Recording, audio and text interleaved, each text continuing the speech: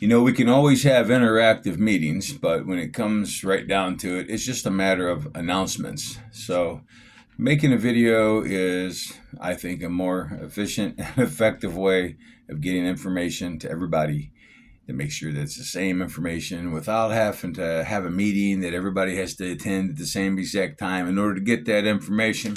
And it's a hell of a lot easier than reading some long drawn out thing that I might want to write. But you know what? There's things that need to be communicated. And we're going to start off with this first announcement for the fiscal year 2025. Our fiscal year starts on October 1st as a business. So we have a New Year's celebration coming up in 2 days. Except for we're really not going to celebrate. We're just going to close our books, figure out what we've done performance-wise over the past 12 months, and get our taxes prepared to pay based on our fiscal year to be paid, in the actual new year. And so our year begins on October 1st. So it just so happens that this year, the fiscal year, coincides with a couple of events. And one is that we have recently brought in the Jobber Operation Management Information System.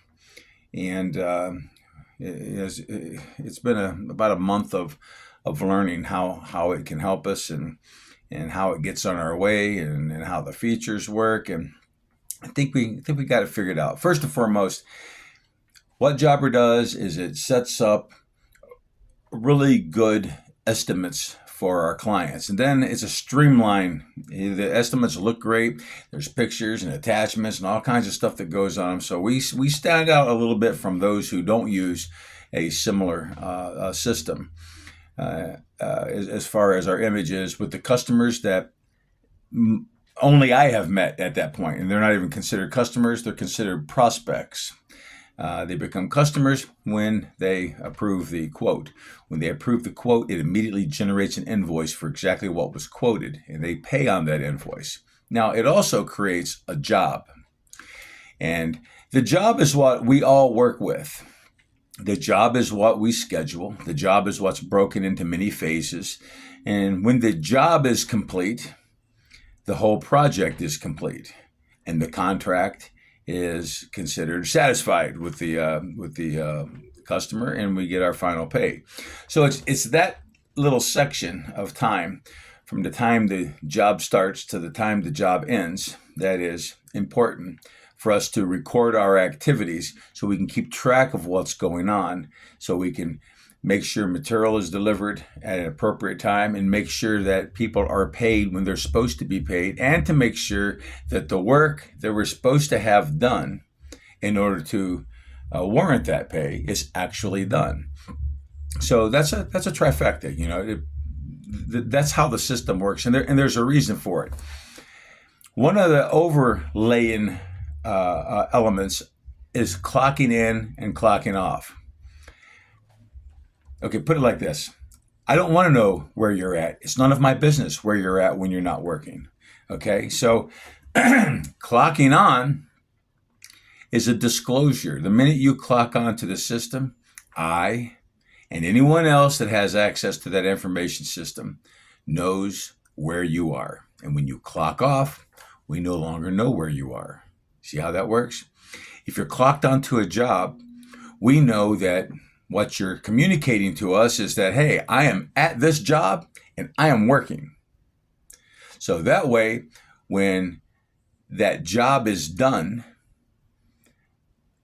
and when we look at your tickets and how you're paid, we look at the hours that you worked, if we see you're only making $10 an hour, we say you're highly non-productive. You put in too many hours in order to get this work done, and you're clogging the system up.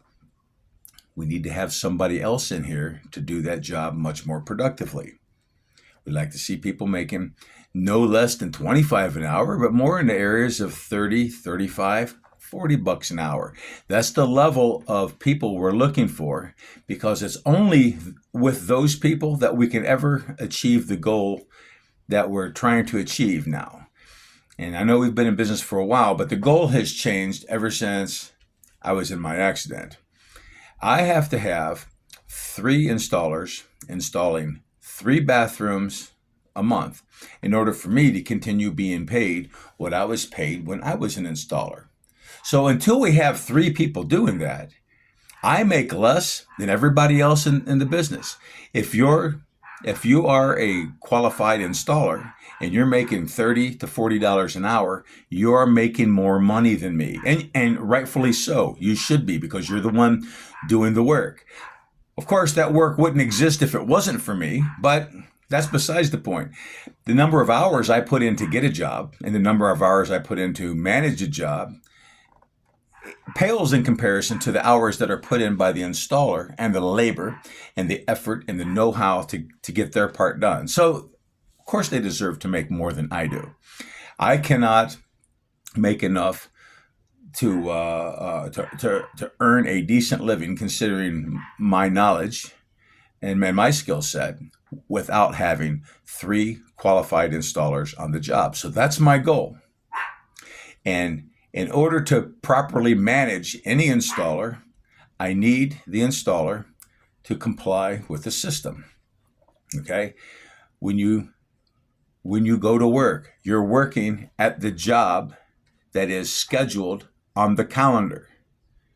You're not working at the job I told you to be at. You're not working at the job you think you're supposed to be at. You're not working at the job anybody else says you're supposed to be at. You're working at the job that's on the calendar. And when you go to that job, you clock onto that job and you're reporting how many hours you worked there on site. And you're also letting us know when you arrived and when you left that job. So if anything happens out there, we know what hours you were there. And if you weren't there, well, we don't have to worry about any event having anything to do with what you did. Now, on the back end of that, we end our pay period on Saturday. We don't like for people to work the weekends if they don't want to, but just in case there's a lingering Mac Daddy ticket that they just want to get done because they don't want to wait an entire week to get paid for it, because they get paid on Tuesday for what's done up to Saturday. At least they have that Saturday to go in there and knock that ticket out. And then I have from Sunday, Monday, all day Tuesday to get out there and inspect that. And if I don't inspect it, you know what? We're going to pay you for it, whether it's inspected or not. But I am going to get out there and inspect it. That's my job, and that's what I do. Now, I don't know if it needs inspected if you haven't marked it complete. I don't want a phone call. I don't want a text. I want you to clock off the job and mark it complete. And what you're saying is, hey, the description on this ticket, all the items are completed properly. That's what you're claiming. And now I can stop whatever it is I'm doing and travel to that job, whether you're there or not, and I can inspect that job.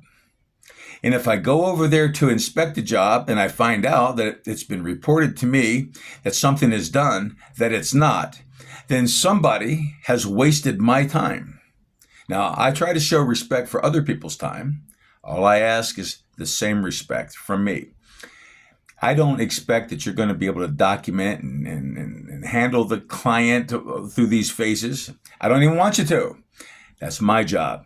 I'll go out there. I'll handle the inspection. I'll have them sign off that this work is complete. We don't want to be going back and forth over the phases at the very end of the job. Our punch on the job should be all about 2 things and 2 things only. The last phase of a job is called finish. And finish is the installation of all the fixtures, caulking, trim, and that's about it. Okay, so that's what the finish phase is. So that's the one thing that the client should be looking at. They shouldn't be looking back at tile. That's on a different phase. They've already signed off on that. The second thing they look at is any damages that we have done during the completion of that final phase. So these are the two things. So really the problem's not that it wasn't painted right. The problem is that the person that laid the tile messed up the paint by kicking it with their feet when they were crawling around, or whatever the case is. It's not a paint discrepancy. It's a tile discrepancy. And once these things have been signed off, we're down to the very, very end, and all those discrepancies are cleared up. So we shouldn't have a bunch of issues with the customer in getting paid and getting on down the road. Because the number one goal is, when we start a job, the number one goal is to get off that job. Get off of it. Get out of there. We don't want to upsell. We don't want to add extras. We want to complete that work and get out of there. And if they have some extra stuff they want us to do, I'll have them sign it, and we'll come back. We'll finish the job. We'll come back a week or so later, whatever, and we'll work for them again. But we need to close that job down. I know how this business needs to be ran. You have to close the job. You have to get paid. You have to put it behind you. And then, if you go to work for the client again, then you start fresh and work for the client again. You don't blend one job with another and go do another job and have a problem on it, and then they don't want to pay for the other job because this job is screwed up. Now you have this big ball of mess that you're trying to sort out with the client. You guys have to trust me that I know a little bit about what I'm doing here, okay? So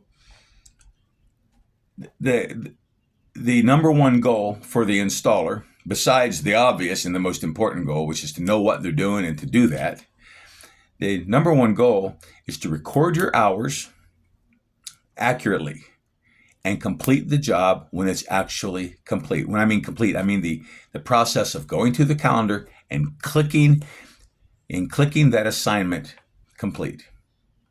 I can see in the system who clicked it complete. And things are set up in a way to where just everybody can't go completing other people's stuff. And as a matter of fact, everybody can't even see everybody else's stuff. You just look at your own stuff and complete it when it's done. The other thing that we have to consider, to be concerned about, is letting the client know when we're going to be there. I don't want you contacting the client direct. I don't want them contacting you direct. We don't need that. That gets messy too. When you leave your driveway, you open up your phone and you send the "on my way" message. And then when you get there, I know you're there because you clock onto the job, number one. Number two, when you're on the clock, I know your GPS location. So I already know you're there. You don't necessarily have to announce to the customer that you're there other than knocking on the door and saying, "Hey, we're here." You could send them a text. We've done that before in the past as part of a regular process to record what time we got there. But I no longer need that. I know what time you got there. You got there at the time you clocked on. Now, if you show up at a job and you don't clock in, technically, I don't know that you're there. And if I find out that you're there when I don't think you're there, it kind of irks me, because maybe I was going to come over there and visit you, but I didn't because, apparently you're not there yet. So I think you're running late. We don't need a bunch of traffic, verbal traffic. If I haven't heard from you to say that you're running late, then I'm expecting that you're going to show up on the job on time and you're going to click, and I'm going to see your GPS location that you're sitting right there at the job. Now, what you're doing at the job, that I do not know. Don't need to know. I trust that you wouldn't be there if you weren't doing something productive that makes you money, because you don't get paid to sit there in the driveway and, take a nap and just be there. GPS. I'm sure that when you show up there, you're showing up there to make some money, then get back home to your personal life. So this is going to be the mode for fiscal year 2025, and there's going to be an operational change in that we're getting a supply unit, a storage unit, where we have a constant access and things are organized for all of our intermittent tools that we make available. And we have all of our perishable materials such as paint, primers, caulking, glues, anything that would go bad by being frozen. Okay. And then we have a think it's a 12-foot trailer. Maybe it's only a 10-foot trailer, which is going to be stocked full of non-perishable, screws, bolts, drywall, backer board, things like that, to where when we get ready to start a job, we don't have to go to Home Depot. We just hook up the trailer and go. It's my job on the back end to make sure when we're getting low on drywall, we have enough drywall there, and I'll keep track of the inventory. We have a system of when it's being distributed. We know how many sheets of drywall have been delivered to each job. We know how many sheets of drywall are needed. And if something happens, which does from time to time, we have to bring out an extra sheet or something. We realize that somebody made a mistake, cut something, broke something, whatever. In most cases, not a big deal. The percentage of error is always 10%. Basically, it's this: if we have $1,700 worth of material that job is supposed to use, there's a $170 variance that we can bring a little extra material if it's needed to cover for your mistakes. People make mistakes. Things just sometimes, nobody's perfect. You know what I mean?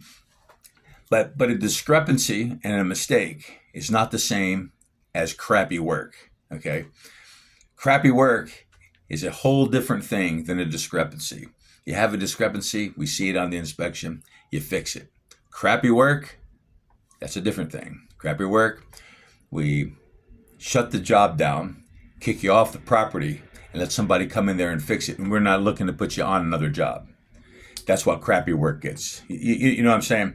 Nobody that's invited to watch this video at the time this video is being made needs to be overly concerned about that. But that's just the way this business is. We're going to see people that come, and as we try to have 3 full-blown qualified installers, and you know what, people do move on, and they'll have to be replaced. So it isn't always because they're being fired. Listen, if they're highly skilled and they can make better money somewhere else, they're going to do that, and I'm not going to discourage them from doing that. And the door remains open as long as they leave here on good terms. But my goal is to kind of take somebody and make them, give them the opportunity to make more money here than they would normally be able to make somewhere else. If I can't deliver that, I'm probably not going to be able to hang on to you, And when I say hang on to you, I don't mean like I own you. What I mean is I work for you. I'm your agent. I get you work. I keep your work organized. I make sure that the money is available for you to be paid for your work. You're the one generating the productivity. You're generating the money, not me. I'm just the one that makes sure that when that work is done, you're going to be paid, and there's not going to be any bickering about it. You're just going to be paid. When you're in business for yourself, there's a lot of bickering. There's a lot of things that happen with clients, and and most people that are in business for themselves, they hustle on their own. If they go out there and do $100,000 worth of work, they're lucky if they received 80,000 of that. 20,000 just gets lost in disputes. And out of that $80,000, there's a bunch of tools and materials and other stuff that bites into those earnings. My goal is to get you to $75,000, $80,000 with none of those headaches. So in fiscal year 2025, this is the goal. 3 installers with 1 field support assistant and me. So it's a 5-person company, and we do have a couple of subcontractors that we use, for tub glazing and glass installation and a couple of other things. But I'd even like to consider bringing those things in-house. I don't like reaching outside the company for anybody. It's always a pain in the butt. I'll just soon do it ourselves if we can. But I also don't want to bog us down. It's bad enough that when you know everything from beginning to end, you have all these tools. You have a semi-truck full of tools that enables you to do everything from demolition to finish. And it's not unusual that somebody says, "No, listen, man, I just do plumbing, tile, and electrical." And they don't do none of the other stuff, and they don't want to go buy that other $5,000 worth of tools that allows them to proficiently perform that work. Anyway, that's kind of a balance that I keep track of. And if everybody on the team can keep in mind what we're doing here, We are installing bathrooms. We are focusing in on full-blown updates, gut to the ribs, down to the bare studs, and even ripping out their floors and subfloors and floor structures if necessary. Those are the jobs we're looking for. Those are jobs where you basically work alone. Two people can't work on top of each other in those small spaces. So there's that aspect of it. We're working in occupied homes. There's that aspect of it. And all of our previous clients are always welcome to call us for smaller jobs, like to go do a faucet or just change out a vanity or something.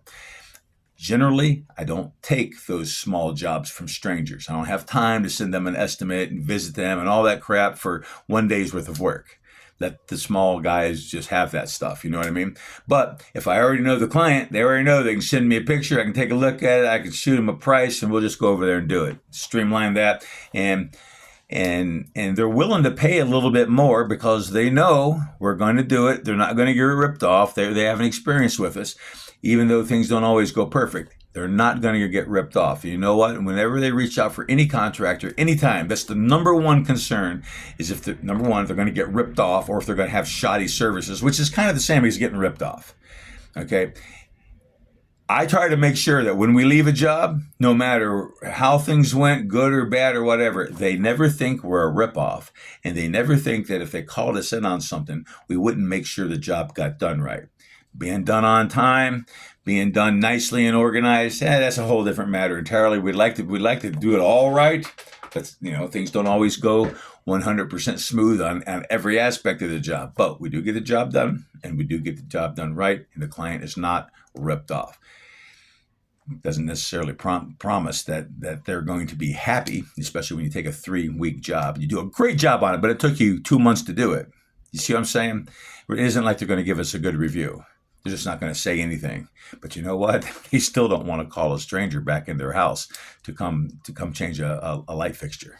They would call us, in spite of the fact that maybe they weren't so happy with the timeliness of our last service. So that is your fiscal 2025 meeting. We can always have Zoom meetings if we want, but that kind of requires everybody to be available at the same time. And this allows everybody to kind of look into what's going on when they have time to do it.